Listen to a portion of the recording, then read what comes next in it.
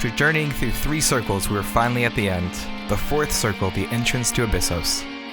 Even though Abyssos is now out, and everyone has cleared it, I've taken a while to get these done, but I've really enjoyed taking a closer look at this tier, and I'm so appreciative of everyone's comments and feedback. I won't wax sentimental too long, but I just want to thank everyone for that support. I know this is like a Kingdom Hearts-centric channel, so anything that strays in that, YouTube kind of buries, but I really appreciate the people that have checked it out and dropped comments. Okay, as always, this will not be a raid guide. I just like to shine light on the animations and battle mechanics that sometimes are too subtle or small to notice during the heat of battle. Coming back to a 4th turn when everyone has forgotten all the mechanics is kind of hard, not gonna lie. But anyways, today's breakdown is on Hesperos. Hesperos is the keyword over Asphodelos. He actually shares in the 3rd circle cutscene that he has become one with his creations. They even characterize him as a Hesperos, a demigod. It's actually really interesting now how they set up this idea of demigods, and then we see a bunch in the next tier. One of the easiest references to pick up is the Dracula references that abound in this fight, from the blood-related attacks to his 2nd form being a literal vampire. It's kind of hard to miss that one. Anyways, let's take a closer look at Hesperos' battle. I will break this up into 2 parts, covering the first phase of both normal and savage, before talking about the savage exclusive phase at the ends. A flowing tattered cape and a rapier as weapons of choice against you in the first phase. He can freely change the area during this fight using magic, just like he did to change the arena for the 3rd circle raid. This is called setting the stage and can cover 1, 3, or all 4 quadrants of the arena. Curtains drape over the outside of the arena during this change. A blue light can be seen baiting the walls, as well as Hesperos' rapier as the curtains pull back, revealing an elemental panel covering the floor. There are 4 elements: lightning, water, fire, and poison. These elemental panels are triggered by Hesperos casting Pinax. This shows 4 orbs circling up above him as the panel comes to life. The hole in the middle of the panel will spew forth its element as it gets ready to go off. The lightning and water panels also trigger a soaring vortex in the center during normal mode. Each panel has a special animation when its attack goes off. Lightning has a dome of electricity and orbs appear on its panel as a giant bolt of lightning strikes the center, while smaller bolts arc out across the arena. Poison has liquid fill up the panel while drops of poison fall into each player. The fire quadrant has lava filling its panel as a flaming meteor hurtles down towards the party. Water has a whirlpool circling around the panel while a deluge of water knocks everyone back. A really interesting thing is the name of the attacks for these panels. Each has the element name, of course, but that describes what kind of mekhane it is. Mekhane, which I'm probably saying wrong, is a crane used in a Greek theater. This was usually used to lower an actor playing a god down to the stage from above. With Hesperos calling himself a Hesperos, it's pretty interesting that they chose this name. You realize throughout both of these phases that the attacks are nods to Greek theater, especially in phase 2. Some of the attack names are just gruesome, like Decollation, which is the raid rite for this phase. Decollation literally means the act of beheading someone. This is a pretty simple animation with purple energy being drawn to Hesperos as an orb forms around him. This is then all pushed out in a giant raid rite attack. Hellskewer is an attack scene in the normal version that has Hesperos slicing upwards, sending forward a spinning blade effect, as well as smaller slashing effects that all move forward. Speaking of his blade, now is a good time to show off the auto attack. Nothing too crazy, just a quick swiping strike. Elegant Evisceration is the tank buster in this raid, and continues with the intense naming convention. Hesperos spins as he strikes at the target, and darkness rolls around the player. In Savage, this is a 2-hit attack with the same animation both times.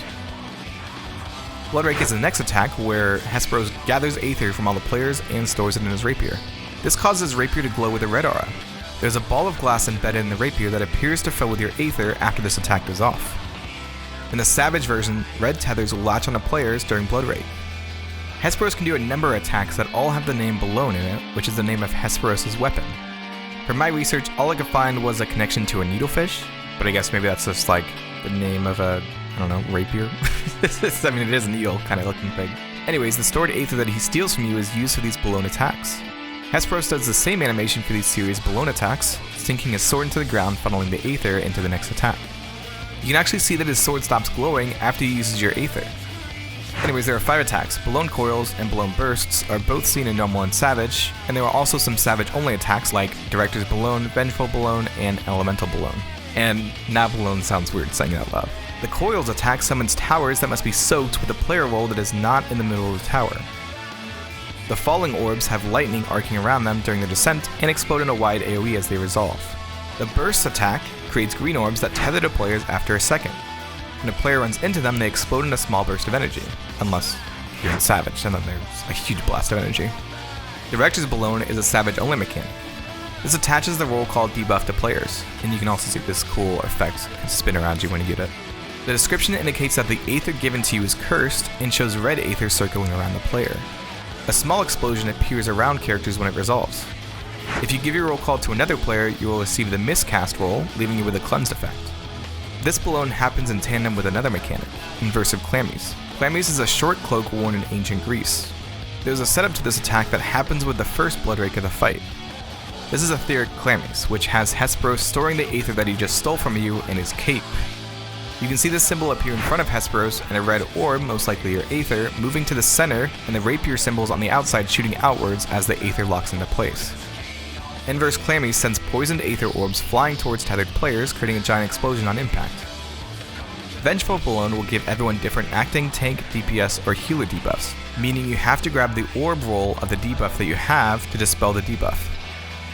Elemental Balloon reduces magic resistance to all the elements except for the panel that Hesperos did not tether to in the blood rake before this mechanic. This is connected to the Perioctoi attack, which sets off all the panels at once. The same animation plays as the Panic attack since he is triggering the panels just all at once. The Greek name Perioctoi means revolving and was a device used to change theater scenes rapidly, so I can kind of see the loose connection with Hesperos triggering these elemental stages all at once. The last mechanic seen in normal is the Shift mechanic. This mechanic in normal shows exactly where Hesperos will shift to with a symbol of either his balloon or Chlamys. The cast bar also gives you the direction he will shift to, and his balloon or Chlamys will glow with Aether depending on what he is using. The sword attack uses the same kind of effect that the Hellskewer attack does, though this shift attack covers a much larger area. The Chlamys attack is a strong knockback that will blow you across the arena. Savage has 4 points that drop on all the cardinal directions with no symbol above it, so you have to look at both the cast bar and Hesperos to determine what will be coming at you from where. So that is all that I have for part 1. Let's look at part 2. In Savage, if you can get Hesperos down to below 50%, he will shift into his second phase. It seems that Hesperos imbues his rapier with his own Aether and suspends it in the air. He then covers his weapon with his mantle. After a second, the mantle expands, revealing the sword to be gone and dark thorns flying out from every direction. These stick into the air surrounding the arena before melting and spreading to cover the spot it struck. These thorns look very similar to his rapier, and could be what he changed it into. Thorns continuously shoot out before the entire arena is covered by these dark thorns. The mantle covers Hesperos before he transforms, revealing a 4-winged vampire beast. Giant dark thorns stab into the outside of the arena. The outside arena looks incredible. It's like this floating area outside of Asphodelos. The chains that were covering Pandemonium are here, as are the giant cages and snake statues seen outside of Asphodelos. Far in the background, an island can be seen sporting towers, which have a similar structure to the ones of Asphodelos. This fight is heavily inspired by Greek tragedies, with most of the attack names being the different acts of the play, with everyone having to play a specific part in this dangerous dance. I'll get the auto attack and raid wide out of the way first. The auto attack is just a simple claw swipe. Searing Stream is the normal raid wide that has red and black energy pushing out and creating a bubble around Hesperos. Okay, let's look at Act 1. Hesperos talks of a tragedy unfolding here, our first nod to the Greek tragedy structure. The name of this tragedy is Acanthai, which literally means a thorn. All the mechanics in the second phase are shown during the cast for the act, before Hesperos throws out thorns to those spots. It's like a practice line read before the act begins. Hesperos begins casting Wreath of Thorns, which cause tethers to go to each thorn, showing off which mechanics will go first. Act 1 is made up of AoE explosions and towers that all need to be soaked. The explosions here are giant pools of flames. These fan out across the floor. Towers call down lightning bolts and are called Prometheus' lightning. All these attack names actually have the name Prometheus in the beginning of them. Farsight and Nearsight are tank bust mechanics that target the 2 closest or farthest players away. The 2 people being targeted begin having these purple beams shooting up from the ground below them. Then black orbs start shooting upwards and black smoke explodes around them. Act 2 setup begins with towers and AoEs appearing on the edges of the arena before thorns take their place. Demigod Double is another tank buster where Hesperos gathers energy into an orb and shoots it towards the player. This explodes on impact. Act 2 starts to resolve after this tank buster, though Hesperos adds some other mechanics during his Wreath of Thorns cast. He sticks thorns into random players with a crystal above their head, indicating what their thorn will trigger. The green crystal is an arrow attack that will instantly kill both tethered players if it breaks. There's a tornado animation that appears when you break it or after it resolves. The orange crystal will create an orb of fire on the player who broke the tethers. This is the shared stack. The purple crystal is a small raid wide that goes out with a kind of dark air burst. During the beginning of Act 2, there's also Dark Design, which drops these red and black puddles under players. Act 3 has towers, but no AoEs this time. The unique attacks alongside these towers are Cthorno's Kick and the Water Knockback. Hesperos will charge up and dive towards the farthest person away from him to deal a massive kick that cracks the ground. The 3 closest players will then be hit by these exploding earth shakers. Water splashes out right after this attack, pushing you into the spikes if you aren't careful. Hesperos will then do the exact same thing, where he'll do a kick, you guys will bait earth shakers, and then you'll have to soak towers. After this act resolves, Hesperos casts Heartstake, a little nod to the way to kill a vampire. Well, maybe not a little nod. Hesperos gathers energy and aims at the player with the highest emanate, putting a bleed effect on them. Act 4 onward starts tethering you to thorns for some of the mechanics. We've seen the purple crystals in Act 2, which does a raid wide. The blue crystals have a water bubble burst when the tether breaks. I just want to take a second to kind of showcase all the different crystal effects, because I really like the elements swirling around them. I think it's a really nice touch, and something that you don't really notice when you're playing, because you just see blue, purple, red, orange, death. Anyways, Finale spawns towers and then tethers you to additional thorns with green crystals making you move to a certain side. During this, Fleeting Impulse goes off, which has Hesperos shooting orbs at each character. When the orb hits you, thorns spin upwards around you. I really like the animation for this, since most of the animations in this part are just explosions of varying red hues. So I really like that there's this unique animation for it. You stay in a circle to soak the towers, depending on when you got hit, again forcing you to be in very specific spots. Curtain Call is the final mechanic, tethering everyone with purple crystals for raid wides. Curtain Calls acknowledge the actors who performed in the play, having them step forward one at a time to receive applause, so I thought the mechanic was actually really clever.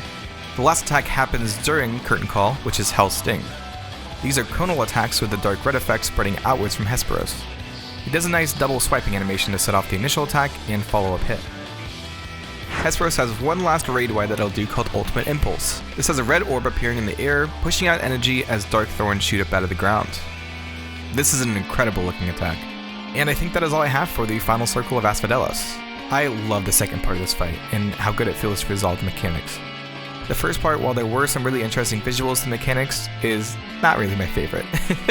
Pinax memes, oof, not fun. The tight DPS check paired with so many variations to Pinax just really leaves a bad taste in my mouth. All in all though, I think the setting and fights were a great ending to Asphodelos, and I love the idea of Phase 2 where you have to be in these specific spots and it's like you're going to your markers for a play. It's so cool. Anyways, if you enjoyed this, be sure to subscribe and check out my other breakdowns on Final Fantasy XIV or Kingdom Hearts. See you in the next video.